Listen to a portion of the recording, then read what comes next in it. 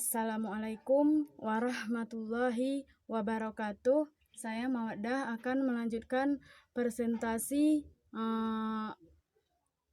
sejarah perkembangan kurikulum di Indonesia. Sebelumnya saya minta maaf karena tidak bisa menampilkan materi di video presentasi ini. Dan teman-teman bisa melihat materinya di PPT yang telah dikirim ke grup. Saya akan membahas kurikulum yang pernah berlaku di Indonesia. Yang pertama, kurikulum rencana pelajaran 1947 sampai 1968. Yang kedua, kurikulum berorientasi pencapaian Orde Baru 1975 sampai 1984. Yang ketiga, kurikulum berbasis kompetensi dan KTSP atau di era reformasi. Yang terakhir, kurikulum 2013. Yang pertama, kurikulum rencana pelajaran 1947 sampai 1968. Yang A, rencana pelajaran 1997. Ini proses kurikulum pertama yang lahir pada masa kemerdekaan, memiliki istilah learn plan atau perencanaan yang dibuat oleh seorang guru atau seorang pendidik untuk peserta didiknya. Rencana pembelajaran 1947 ini atau kurikulum 1947 ini diberlakukan setelah 1950. Bentuknya memuat dua hal pokok. Yang pertama adalah daftar mata pelajaran dan pengajarannya. Di daftar mata pelajaran dan pengajarannya ini adalah daftar mata pelajaran dan jam proses belajar mengajar dengan seorang peserta didik dan pendidiknya. Di sini itu adalah gurunya kepada siswanya. Yang kedua, GBP atau garis-garis besar pengajaran. Yang dimaksud dengan GBP ini adalah rencana pembelajaran yang disusun oleh guru atau pendidik untuk peserta didik setiap materi pembelajaran yang akan diberikan kepada peserta didik dan alokasi waktu yang dibutuhkan peserta didik dalam mengajar di suatu kelas. Di kurikulum 1947 ini ada yang diutamakan adalah pendidikan watak atau perilaku. Yang pertama itu kesadaran bernegara dan bermasyarakat. Kita sebagai peserta didik dan pendidik itu harus sadar, harus bernegara dan bermasyarakat yang baik. Karena kalau tidak, peserta didik itu sebagian ada yang menyimpang dan banyak kita temui pendidik itu sering tawuran. Dan di sini kita harus sadar dalam bernegara dan bermasyarakat. Yang kedua, materi pelajaran dihubungkan dengan kejadian sehari-hari. Seorang guru harus mengaitkan atau menghubungkan materi pembelajaran di kelas itu dengan kehidupan sehari-hari atau yang terjadi di sekitar kita di sehari-harian. Yang diutamakan dalam kurikulum ini perilaku atau watak. Yang ketiga itu lebih perhatian kepada pendidikan jasmani dan kesenian. Mungkin di sini siswanya itu dituntut lebih di kurikulum ini perhatian terhadap kesenian dan pendidikan jasmani ini yang diutamakan watak dan perilakunya, supaya siswanya bisa dalam kesenian dan pendidikan jasmani, yaitu dengan sehat, seperti kita sering berolahraga. Yang kedua itu rencana pelajaran terurai 1952 atau kurikulum 1952. Setelah kurikulum 1947, kemudian diganti lagi di tahun 1952 dengan kurikulum baru. Di kurikulum baru ini memiliki lebih dan kesempurnaan yang lebih kompleks dari kurikulum sebelumnya. Karena di kurikulum 1952 ini telah memiliki silabus. Silabus ini adalah deskripsi mata pelajaran, standar kompetensi, kompetensi dasar, indikator pencapaian siswa baik. Perbedaan antara kurikulum 1947 dan kurikulum 1952 ini adalah di kurikulum 1952 lebih kompleks karena telah memiliki silabus. Kan di kurikulum sebelumnya belum ada silabusnya, dan di kurikulum 1952 ini telah mengarah ke pendidikan nasional. Selanjutnya yang C, kurikulum rencana pendidikan 1964. Di kurikulum ini lebih menitik beratkan kepada pengembangan daya cipta. Yang dimaksud dengan daya cipta ini adalah pikiran atau akal, proses mental yang melibatkan pemunculan gagasan baru seorang siswa dalam proses belajar mengajar. Selanjutnya pengembangan rasa, yaitu rasa perasaan seorang siswa dan seorang pendidik itu benar-benar merasakan, dan perasaan yang tidak ada terpaksa dalam proses belajar mengajar, karena proses belajar mengajarnya ini sukarela. Karsa, pengembangan karsa ini adalah niat atau kemauan peserta didik dalam belajar. Yang berikutnya adalah karya. Karya ini adalah perbuatan yang membuahkan hasil. Misalnya seorang siswa ini mempunyai kreativitas dan dia membuat karya baru dan yang menghasilkan. Dan selanjutnya adalah moral. Dan seorang siswa ini harus memiliki moral dalam proses belajar, supaya tidak terjadi yang tidak diinginkan dalam proses belajar mengajar. Yang D, kurikulum 1968,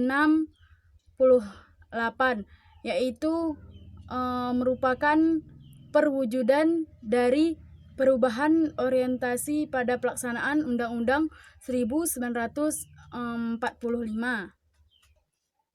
Di kurikulum 1964 ini, bidang studi pada kurikulum ini dikelompokkan pada 3 kelompok besar.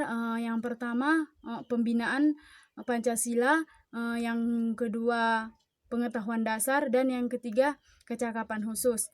Yang dimaksud dengan pembinaan Pancasila yaitu pembinaan Pancasila, pembelajaran yang berkaitan dengan Pancasila dan tidak menyimpang dari Pancasila dan peraturan di Indonesia. Yang kedua, kurikulum berorientasi pencapaian atau Orde Baru 1975 sampai 1984. Yang pertama kurikulum 1975 yang menggunakan prinsip-prinsip diantaranya sebagai berikut. Yang pertama adalah berorientasi kepada tujuan. Maksudnya adalah setiap guru harus mengetahui dengan jelas tujuan yang akan harus dicapai oleh siswanya. Yang kedua, menganut pendekatan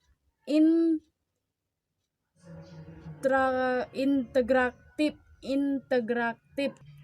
Maksudnya setiap pelajaran dan bidang pelajaran memiliki arti dan peranan yang menunjang tercapainya tujuan yang lebih akhir.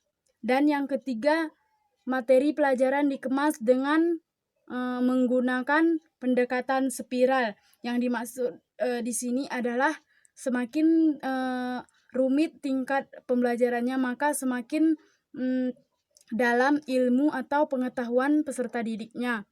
Yang terakhir, menanamkan pengertian terlebih dahulu sebelum diberikan latihan. Seorang guru harus memberikan konsep terlebih dahulu. Siswa itu harus paham terlebih dahulu dengan konsep yang diberikan supaya siswa ini bisa menjawab soal ketika diberikan oleh seorang guru. Yang selanjutnya adalah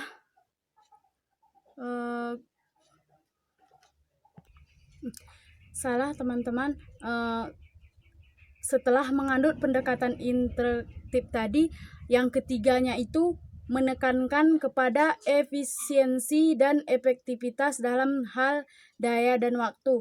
Yang dimaksud di sini adalah penggunaan sumber daya dan ukuran tempat pembentukan tujuan proses belajar mengajar. Yang terakhir, menganut pendekatan sistem instruksional yang dikenal dengan prosedur pengembangan sistem instruksional atau PPS.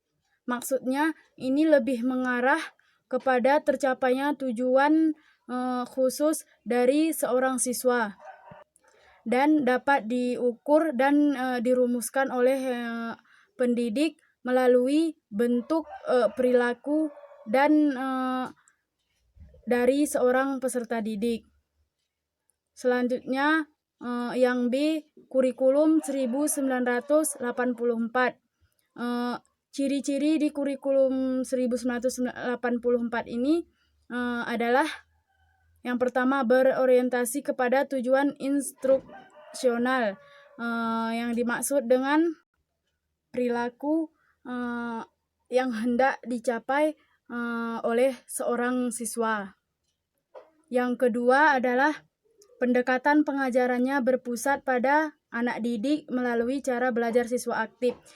Seorang pendidik itu melalui pendekatannya dengan melihat keaktifan dari seorang siswa. Misalnya seorang siswa ini aktif di kelas, maju ke depan, menanggapi apa yang diarahkan guru, dan suka bertanya. Dan keaktifannya itu yang menjadi pendekatan dengan seorang guru.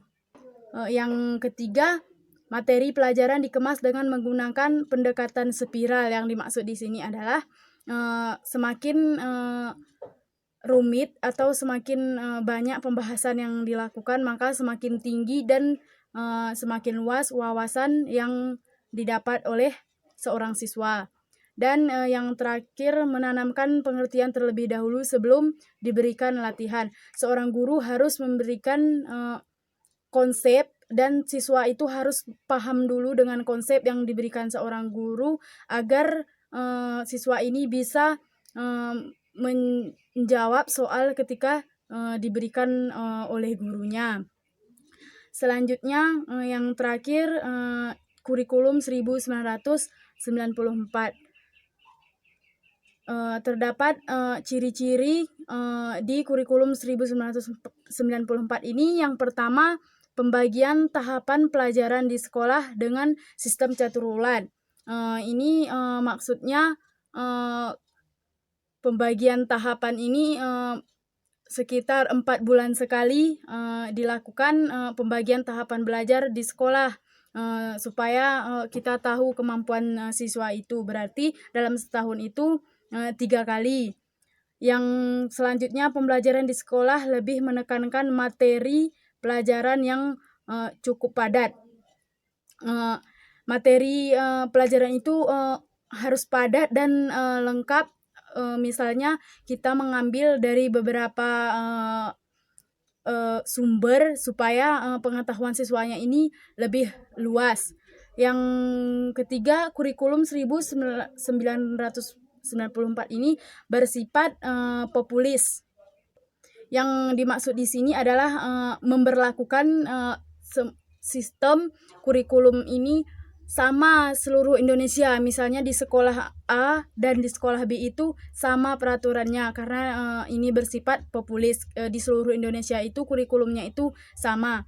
Yang terakhir, dalam pelaksanaan kegiatan, guru hendaknya memilih dan menggunakan strategi yang melibatkan siswa aktif dalam belajar, baik secara mental, fisik, dan sosial. Untuk mengaktifkan seorang siswa itu, guru harus mengetahui dan guru harus dapat memberikan soal-soal kepada siswa, misalnya soal yang lebih rumit, supaya seorang guru ini tahu kemampuan dari seorang siswanya itu, baik kemampuan dari secara mental, secara fisik, dan maupun secara sosial dan bergaulnya dengan siswa lain. Mungkin presentasi saya cukup sampai di sini, dan di presentasi ini mempunyai banyak kekurangan. Jika kekurangan itu saya sebagai mahasiswa yang masih gugup, saya meminta maaf kepada teman-teman karena presentasinya kurang efektif dan materinya itu tidak tercantum di video presentasi ini. Lebih dan kurang saya mohon maaf. Billahi taufik wal hidayah. Wassalamualaikum warahmatullahi wabarakatuh.